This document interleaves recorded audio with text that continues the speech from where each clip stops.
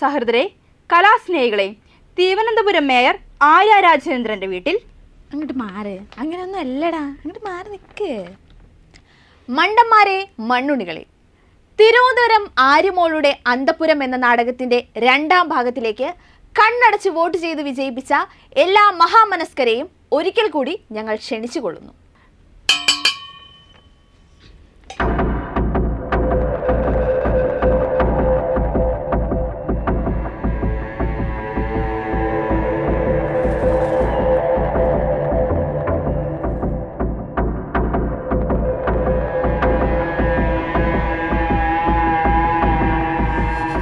തിരുവനന്തപുരം പട്ടം മുതൽ തിരുവനന്തപുരം അങ്ങോട്ട് പോയി. തിരുവനന്തപുരം പട്ടം മുതൽ പട്ടണ ഭാഗത്തേക്ക് യാത്ര ചെയ്യുകയായിരുന്നു നമ്മുടെ ആര്യ റാണി. സ്വകാര്യ പല്ലക്കിൽ യാത്ര ചെയ്യുന്ന തന്നെ മാലോകരാരും തിരിച്ചറിയുന്നില്ല എന്ന സംശയത്തിൽ ദുഃഖിതയാകുന്നു. ഭരണകക്ഷിയുടെ MLA കൂടിയായ രാജാവിനെയും ആരും തിരിച്ചറിയുന്നില്ല എന്നതിൽ ഇരുവരും ക്ഷുഭിതരാകുന്നു. ആരവിടെ?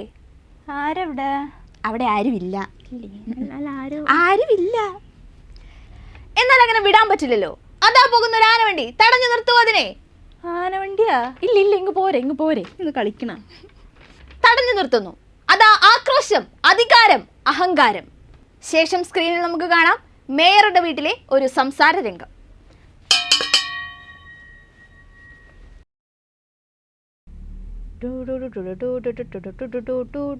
എന്തുവാ, നിന്റെ മാനസിക നിലയും തെറ്റിയോ?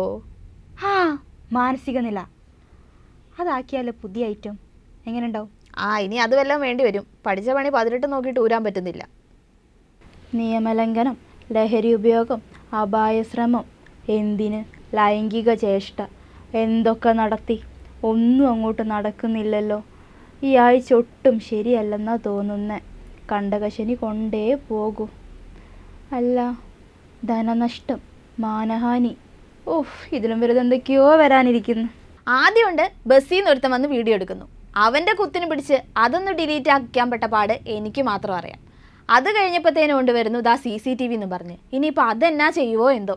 അയ്യോ, CCTV കണ്ടുപിടിച്ചെൻ്റെ തലയിൽ ഇടുത്തി വീഴട്ടെ. ഞാൻ വിചാരിച്ചോ CCTVൻ്റെ കാര്യം പറയുമ്പോഴേക്കും ആ പൊട്ടന്മാരെല്ലാവരും കൂടെ CCTVൻ്റെ പുറകെ പോകുന്നു. ബസ്സിലെ CCTV ആണ് പ്രശ്നം. അതാണെ തൃശ്ശൂർ ബസ്സുമായിപ്പോയി. വല്ല കണ്ണൂർ ബസ്സുമായിരുന്നേ ഒരു ബോംബ് വെച്ച് വിടായിരുന്നു. അപ്പോൾ പിന്നെ ബാക്കിയെല്ലാം നമ്മുടെ അണ്ണൻ നോക്കിക്കൊണ്ടേനെ. ഒരു ഐഡിയ ഉണ്ട്. ആൻ ഐഡിയ ക്യാൻ ചേഞ്ച് അവർ ലൈഫ്. നമ്മൾ സെലിബ്രിറ്റികളാണല്ലോ. എന്തായാലും സെലിബ്രിറ്റികളെ ഫോട്ടോസും വീഡിയോസൊക്കെ മോർഫ് ചെയ്ത് ഇഷ്ടം പോലെ സൈറ്റുകളിലൊക്കെ ഇറങ്ങുന്നത്. അപ്പം നമുക്ക് പറയണം CCTV മോർഫ് ചെയ്താണെന്ന് പറയണം. ഒറിജിനൽ സാധനം അതല്ല. ഒറിജിനൽ എവിടെ? അപ്പം നമുക്ക് അങ്ങനെ ഒരു തുമ്പിട്ട് കൊടുക്കാം. പിന്നെ അതിൻ്റെ പുറകെ പോയിക്കോളും.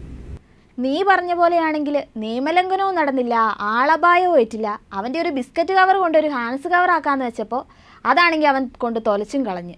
ഇവന്മാർക്കൊന്നും ഒരു പേടിയും ഇല്ല, കണ്ടാലും അറിയത്തില്ല. എന്താണോ ജനങ്ങൾ ഇങ്ങനെ? എന്നെ അതിശയിപ്പിക്കുന്ന അതൊന്നുമല്ല. പണ്ട് ടീച്ചർ പറ്റിയ അടവ്, അതും ക്ലിക്കായില്ല. അവിടെ എന്ത് പറ്റിയെന്നാണ് ഞാൻ ആലോചിക്കണേ.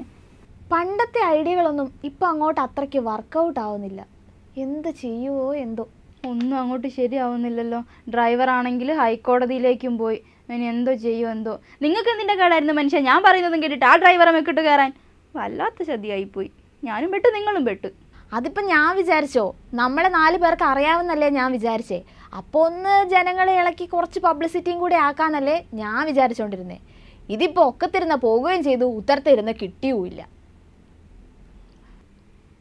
ഇതിവിടെ തീരുന്നില്ല. പുതിയ നാടകവുമായി ഇനിയും അവർ വരും.